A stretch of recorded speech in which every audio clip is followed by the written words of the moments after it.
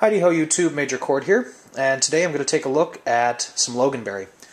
Now, if you're not from Buffalo or Southern Ontario, you probably have no idea what the hell I'm talking about. And Mr. Jimbo Fox is probably going to get a kick out of this video. But Loganberry is a fruit-flavored soft drink that Buffalonians consume in, like, obnoxiously large amounts. And you know, a good restaurant in the area will serve Loganberry. Mighty Taco, our favorite taco joint, has it, and it's a signature Buffalo thing, just like buffalo wings, which we don't call buffalo wings. If you go to any restaurant in Buffalo and order buffalo wings, they're going to give you the funniest look. They're chicken wings. Beef on Weck, that's another Buffalo thing. You know, we got our Loganberry. And this happens to be Crystal Beach Loganberry. I prefer Aunt Rosie's, but, you can find a couple different brands of it. And the Loganberry itself, it's an actual fruit. It's a cross between raspberries and blackberries. It was cultivated in I think the 1880s by some dude named Logan, by the last name of Logan, so that's why it's called the Loganberry. And the drink itself was popularized at Crystal Beach. You'll have to excuse the bird and the whining Doberman. I'm house-sitting right now.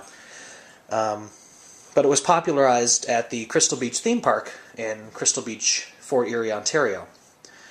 And that theme park operated from the mid-1880s to 1989, when it finally closed down. And my mom used to tell me stories about how her and her family would go there for the day. And it was apparently quite a very fun place to be. But they sold this beverage. And now it's a non-carbonated beverage. It's not like Kool-Aid at all. It's a different thing. So if you've never had it, it's very hard to describe, but it has its own unique flavor. So you can see I have a cup of ice, and I'm using a washed out Nutter Butter cup because I don't feel like doing dishes while I'm here. But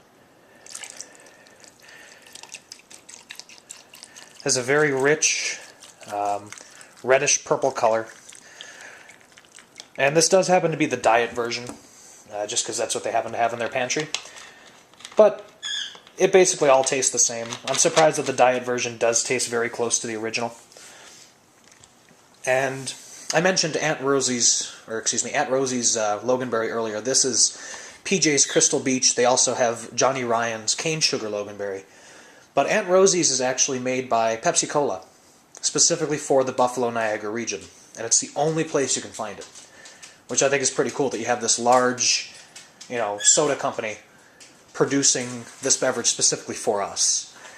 And it's just really awesome.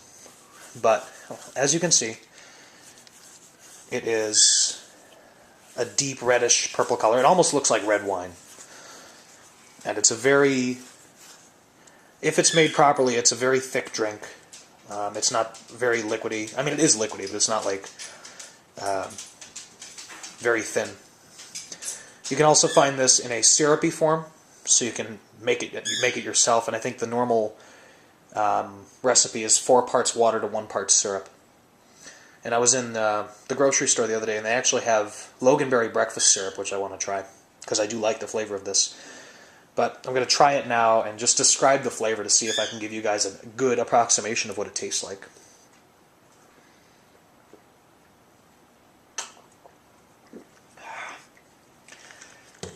Yep, just as I remember it. I haven't had this in about 3 months, which for me is a long time. The taste, how to describe it?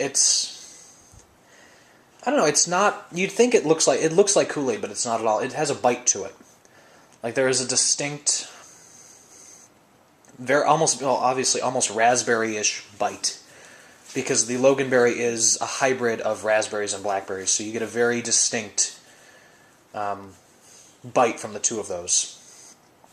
And then you can taste in this case, there's a bit of artificial flavor because there's the sweetener they use in the diet version, but in normally sweetened Loganberry, there's just pure sugar or high fructose corn syrup. And it's just a very, very good drink. So if you're ever in the Buffalo area, I mean, don't go home without trying this stuff. And also, get yourself some good Duff's or Anchor Bar hot wings and some beef on Weck from Charlie the Butcher's. I mean, you can't go here and not have any of that. So, with that, this is Major Cord signing off. Thank you very much for watching, and I hope you enjoyed this little piece of my cultural heritage. Take care.